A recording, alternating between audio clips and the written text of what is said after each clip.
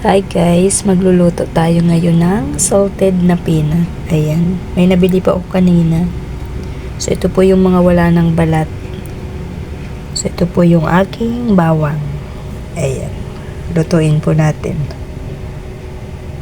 So sa ating kawali guys, magpainit tayo ng mantika. Ayan. So okay na po siguro yan dahil kaunti lang naman yung ating mani.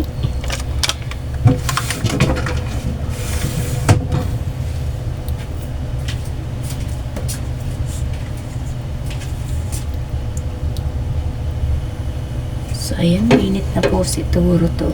Lagyan na natin ito, guys. So, kailangan po yung ating apoy ay sakto lang, yung hindi man po masyadong malakas, hindi naman po sobrang mahina para po maluto itong mani.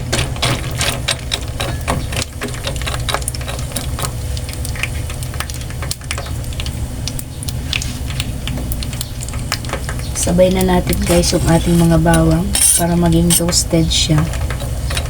Tapos habang ating piniprito ito ay mabango. Ayan.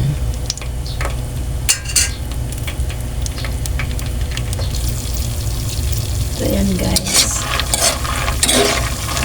Golden brown na siya. Mas masarap po yung malutong po yung pagkakaprito. Yung ang apoy po ay parang painiin para po sigurado luto po yung mani. Malalaki po kasi ito. Ayan. Pati yung bawang po ay toasted na. Ayan, ang bango. Pag tinikman nyo po at okay na, luto na. So, ilagay po natin siya sa strainer. Patuluan po natin ng mantika. Bago po natin siya lagyan ng asin at kaunti pong ajinomoto. So, gusto ko po mas malutong. So, maya-maya ko pa po ito hahanuin. Okay lang siya mag-brown-brown dyan.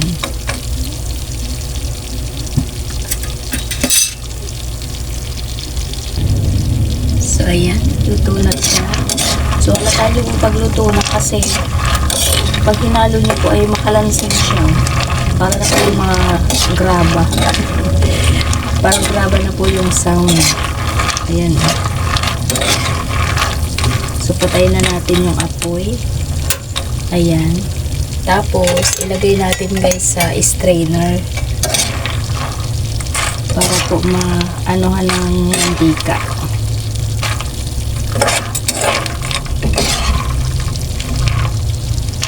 Bago natin siya lagyan ng asin at kaunting betchin.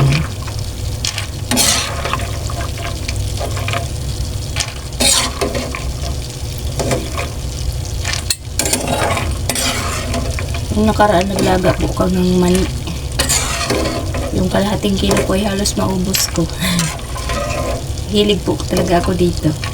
Salted or yung nilaga po. Paborito ko siya. Pero hindi ko po ano yung matamis na mani. Ayaw ko po no. Nauumay ako. Kahit po sa pili, pag gumagawa po ako, salted po talaga yung kinakain ko. Ayan, yung bawang. Masarap kainin guys yung bawang. Ayaw na mahuli ng iba.